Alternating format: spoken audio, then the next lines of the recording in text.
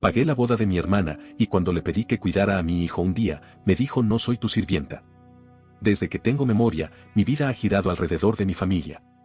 Mis padres, Armando y Graciela, y mi hermana menor, Tatiana.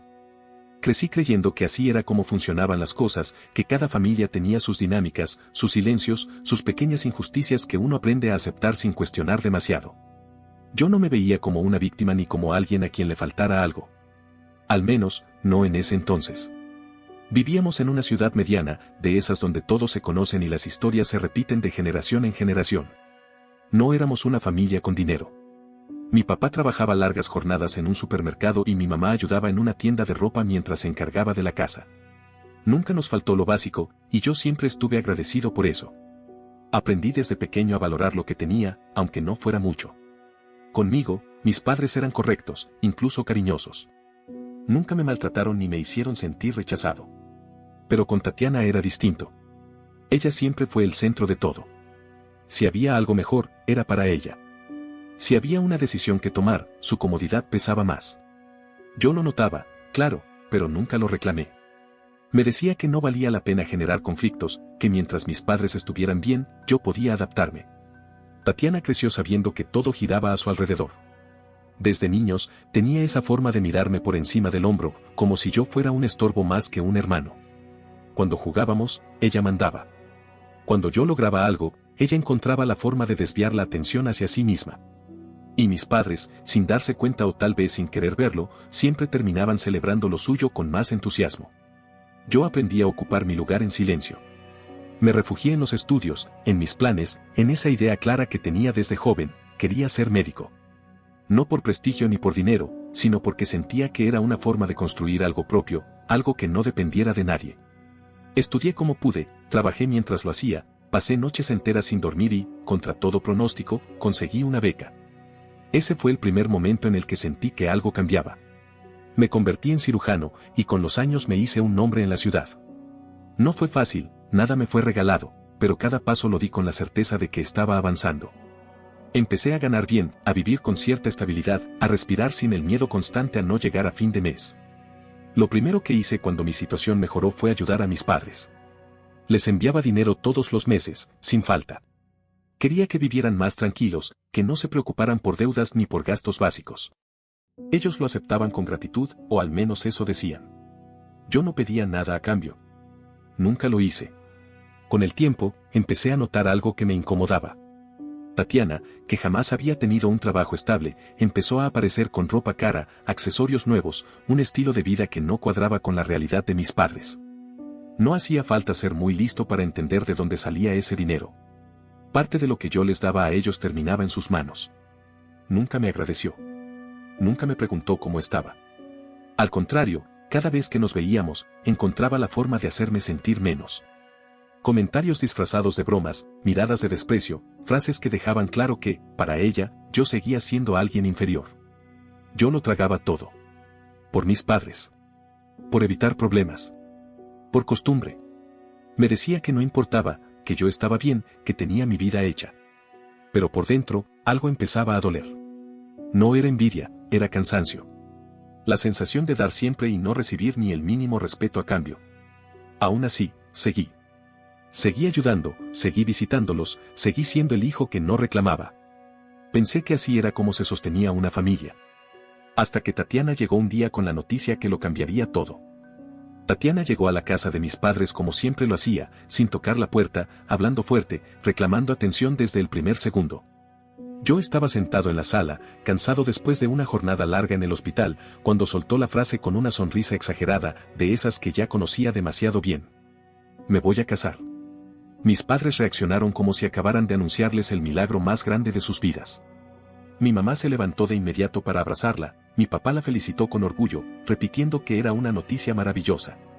Yo sonreí por inercia y dije felicidades, sin emoción real, pero tampoco con mala intención. Sabía que para ellos era importante, y con eso bastaba. Tatiana empezó a hablar del prometido como si fuera un personaje sacado de una revista. Un empresario exitoso, con negocios en varias ciudades, viajes constantes y una vida llena de lujos. Nadie sabía exactamente a qué se dedicaba, pero ella lo decía con tanta seguridad que mis padres no cuestionaron nada. Yo sí tuve mis dudas, aunque preferí guardármelas. El verdadero motivo de su visita no tardó en salir. Después de contar su historia con lujo de detalles, Tatiana cambió el tono. Dijo que, a pesar de todo, no tenían dinero para la boda. No cualquier boda, aclaró, sino una boda a la altura de lo que ella merecía. Un salón elegante, un hotel de lujo, comida exclusiva, flores importadas, todo perfecto. Mis padres se miraron entre sí y luego me miraron a mí. Conocía esa mirada. La había visto demasiadas veces. Mi mamá fue la primera en hablar, usando esa voz suave que siempre usaba cuando quería pedirme algo. Tú sabes lo importante que es esto para nosotros, Mauricio. Siempre soñamos con verla casarse. Sería tan lindo. Mi papá reforzó la idea, hablando de la familia, del orgullo, de la imagen. Dijo que yo ahora era el que tenía los medios, el que podía ayudar. Sentí como el peso de la responsabilidad caía sobre mí una vez más. Quise decir que no. Quise recordarles todas las veces que Tatiana me había despreciado, todas las veces que había dado por sentado mi apoyo. Quise decirles que no era justo, que no siempre tenía que ser yo el que resolviera todo. Pero verlos tan ilusionados me desarmó. Acepté. Dije que pagaría la boda. Tatiana ni siquiera fingió gratitud. No hubo un gracias, ni una mirada sincera. Solo me dijo que esperaba que no la hiciera quedar mal, que todo tenía que salir perfecto. Ahí entendí que, desde ese momento, yo no sería el hermano, sino el financista. Los días siguientes fueron una sucesión de mensajes, llamadas y facturas. El salón en un hotel de 5 estrellas, el catering de un chef reconocido, la decoración más cara. Cada decisión venía tomada. Nadie me consultaba, nadie me preguntaba si estaba de acuerdo. Yo solo pagaba. A veces, en el silencio de mi consultorio, me quedaba mirando la pantalla del celular después de una transferencia y me preguntaba en qué momento había normalizado todo eso.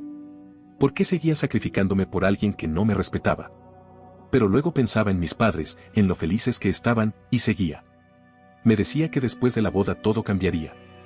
Que Tatiana tal vez agradecería, que algo se acomodaría entre nosotros. Me aferré a esa idea más tiempo del que debería. 5 días antes de la boda, todo se rompió. Recibí una llamada inesperada. Un empresario de otra ciudad necesitaba una cirugía urgente. Era una oportunidad importante, tanto profesional como económicamente. Tenía que viajar ese mismo día. Acepté sin pensarlo demasiado. El problema vino después. Mi hijo, Lucas, estaba de vacaciones y mi niñera no estaba disponible. Soy padre soltero desde que su madre se fue cuando él era muy pequeño. Lucas es mi mundo, mi responsabilidad absoluta. Llamé a mis padres buscando ayuda, pero estaban fuera de la ciudad. Mi mamá, sin dudarlo, me dijo que Tatiana estaba en casa y que le pidiera el favor a ella. Colgué el teléfono con un nudo en el estómago. Sabía lo que significaba pedirle algo a Tatiana, pero no tenía opción. Era solo un día. Pensé que, después de todo lo que había hecho por ella, no podría negarse. Me equivoqué. Metí a Lucas en el carro y manejé hasta la casa de mis padres con la esperanza de que, esta vez, Tatiana mostrara un poco de consideración. No necesitaba mucho. Solo que cuidara a mi hijo un día. Nada más. Mientras conducía, repasaba mentalmente lo que iba a decirle, buscando la forma menos conflictiva de pedírselo. Cuando toqué la puerta, Tatiana abrió con gesto fastidiado. Ni siquiera saludó. Me miró de arriba abajo, cruzó los brazos y preguntó qué quería, como si yo estuviera interrumpiendo algo importante. Respiré hondo y traté de mantener la calma. Le expliqué que tenía que viajar por trabajo, que era algo urgente, y que necesitaba que cuidara a Lucas solo por ese día. Le dije que era importante para mí, que volvería al día siguiente. Su reacción fue inmediata. Se rió, una risa cargada de desprecio, y me soltó la frase que todavía me retumba en la cabeza. Me preguntó quién me creía que era, si pensaba que ella era mi sirvienta. Dijo que no estaba para cuidar niños, que buscara una niñera y que no la molestara con esas cosas. Lucas estaba a mi lado, escuchando sin entender del todo, mirándola con curiosidad. Sentí una mezcla de vergüenza y rabia. Intenté razonar, le dije que era solo un día, que la boda ya estaba pagada, que no le estaba pidiendo nada imposible. Fue peor. Me dijo que no intentara humillarla, que no pensara que por pagar su boda podía exigirle nada. Habló de su futuro, de que se iba a casar con un empresario, de que no tenía tiempo para esas cosas. Cada palabra fue una bofetada. Ahí algo se rompió dentro de mí. No fue un arranque de ira, fue una claridad fría. La miré a los ojos y entendí que, para ella, yo no era su hermano. era solo un medio. Le dije, con una calma que no sentía, que si ella no era mi sirvienta, entonces yo no era su banco. Tomé a Lucas de la mano, me di la vuelta y salí sin esperar respuesta. En el carro, mientras arrancaba, sentí el peso de lo que acababa de decir. No estaba seguro de lo que iba a hacer, pero si sabía una cosa, no podía seguir así. Saqué el teléfono y empecé a llamar. Al salón de eventos, al catering, a los proveedores. Cancelé todo. Cada llamada era una confirmación de mi decisión. Cuando terminé, apagué el celular. No quería escuchar nada más. Miré a Lucas por el retrovisor y le pregunté si estaba bien. Me respondió con una sonrisa tranquila, como si nada de eso lo hubiera afectado. No sabía cómo iba a arreglar lo del viaje, pero en ese momento lo resolví llevándolo conmigo. El trayecto fue largo, la cirugía intensa, pero salió bien. El paciente quedó agradecido y el trabajo fue un éxito. Mientras regresaba a casa, con Lucas dormido en el asiento trasero, sentí una mezcla extraña de alivio y ansiedad. Sabía que lo que había hecho tendría consecuencias. Cuando llegué, encendí el teléfono. Tenía decenas de llamadas perdidas. La mayoría de Tatiana, luego de mis padres y algunos números desconocidos. Los mensajes eran una avalancha de insultos, reproches y culpas. No los leí todos. No hacía falta. A la mañana siguiente, mi mamá me llamó. Contesté después de dudarlo unos segundos. Me preguntó cómo pude hacerle eso a mi hermana, cómo pude arruinar su sueño. Le expliqué lo que había pasado, le hablé del favor, de la respuesta de Tatiana, de todo lo que había cargado durante años. Ella minimizó todo. Dijo que Tatiana estaba estresada, que yo había exagerado, que no era motivo para cancelar una boda. Ahí entendí que, para ella, lo que yo sentía siempre iba a ser secundario. Le dije que ya no iba a seguir siendo el que daba todo sin recibir respeto. Que mi prioridad era Lucas y mi propia dignidad. El silencio al otro lado de la línea fue pesado. Cuando colgué, supe que nada volvería a ser igual. Y, por primera vez en mucho tiempo, acepté que tal vez eso no era algo malo. Los días que siguieron fueron pesados, densos, como si el aire se hubiera vuelto más difícil de respirar. Tatiana no tardó en reaccionar. Mi teléfono no dejaba de vibrar con mensajes suyos, cada uno más agresivo que el anterior. No necesitaba leerlos completos para entender el tono. Insultos, reproches, amenazas emocionales. Decía que había arruinado su vida, que siempre le había tenido envidia, que lo había hecho a propósito. Intenté ignorarla. Bloqueé su número, pero entonces empezó a llamar desde teléfonos desconocidos. No respondí ninguno. No porque no tuviera nada que decir, sino porque ya había dicho todo lo que necesitaba decir ese día frente a la puerta de la casa. Mis padres fueron distintos. Con ellos no hubo gritos, pero sí una decepción constante que se colaba en cada palabra. Mamá me llamó llorando, preguntándome cómo pude hacerle eso a mi hermana, cómo pude quitarle su sueño cuando ya todo estaba listo. Le expliqué, una vez más, lo que había pasado. Le hablé del favor, de la respuesta de Tatiana, de Lucas parado a mi lado escuchando todo. Ella suspiró y dijo que yo estaba exagerando, que Tatiana estaba nerviosa por la boda, que no había que tomarlo tan personal. Esa frase me dolió más de lo que esperaba. No tomarlo personal. Como si no hubiera sido personal toda mi vida. Papá fue más directo. Me dijo que había actuado como un egoísta, que yo era el hombre de la familia y que tenía la responsabilidad de arreglar las cosas. Que Tatiana estaba destrozada, que no salía de su cuarto, que había quedado en ridículo frente a todo el mundo. Le respondí con calma, aunque por dentro estaba cansado. Le dije que mi responsabilidad era mi hijo, que yo no podía seguir sacrificándome por alguien que no me respetaba. Que si ser el hombre de la familia significaba aguantar desprecios, entonces ya no quería ese título. Esa conversación marcó un antes y un después. Mis padres no entendieron, o no quisieron entender. Cada llamada terminaba con reproches velados, con la sensación de que yo era el villano de la historia. Tatiana, mientras tanto, se encargó de alimentar esa narrativa. Con el paso de los días, empezaron a circular rumores. Me enteré, por terceros, que Tatiana había estado diciendo que el dinero de la boda lo ponía su prometido, que ella venía de una familia acomodada. Cuando todo se canceló, la verdad salió a flote. Él no había puesto un solo peso. Poco después, la relación se rompió. Al parecer, cuando el prometido se dio cuenta de que el supuesto respaldo económico no existía, de que todo dependía de mí, decidió irse. No hubo boda, ni promesas, ni empresario exitoso. No sentí alegría al saberlo. Tampoco tristeza. Fue más bien una confirmación. Todo había sido una fachada, y yo había sido parte de ella sin quererlo. Mis padres, sin embargo, no lo vieron así. Para ellos, la culpa seguía siendo mía. Cada vez que hablábamos, el mensaje era el mismo. Que debía arreglarlo, que debía disculparme, que la familia estaba por encima de todo. Yo escuchaba en silencio, sintiendo como algo se iba rompiendo poco a poco. No fue una decisión impulsiva, pero sí firme.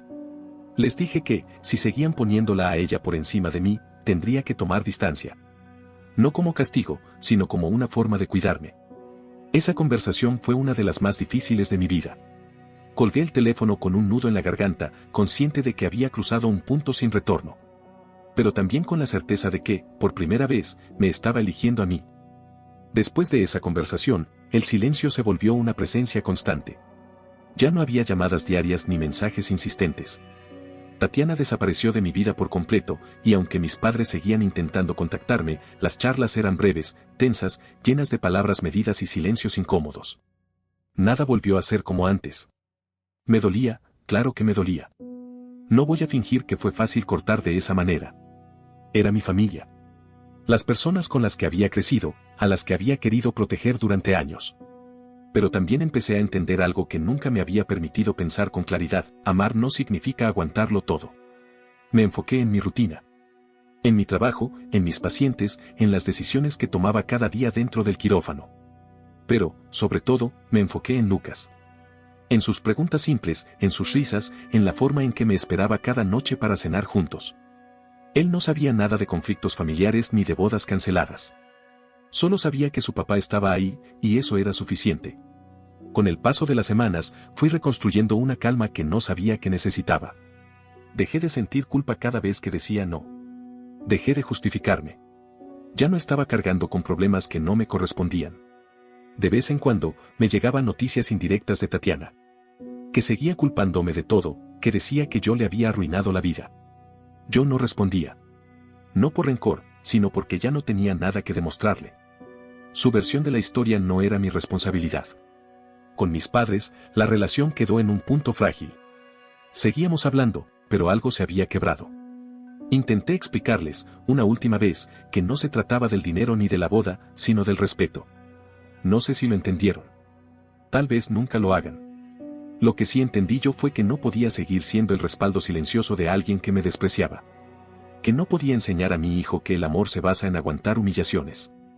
Lucas merecía ver a un padre firme, no uno que se deja pisotear por mantener una falsa armonía. Una noche, mientras lo arropaba antes de dormir, me miró y me dijo que estaba feliz porque ahora pasábamos más tiempo juntos. Esa frase, tan simple, valió más que cualquier reconciliación forzada. No sé qué pasará en el futuro. No sé si algún día mi hermana cambiará o si mis padres entenderán mi postura. Lo único que sé es que ya no voy a volver atrás.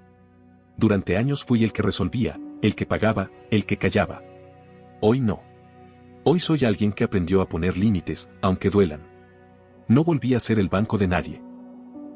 No olvides dejar tu opinión en los comentarios, dejar tu like y compartir este video.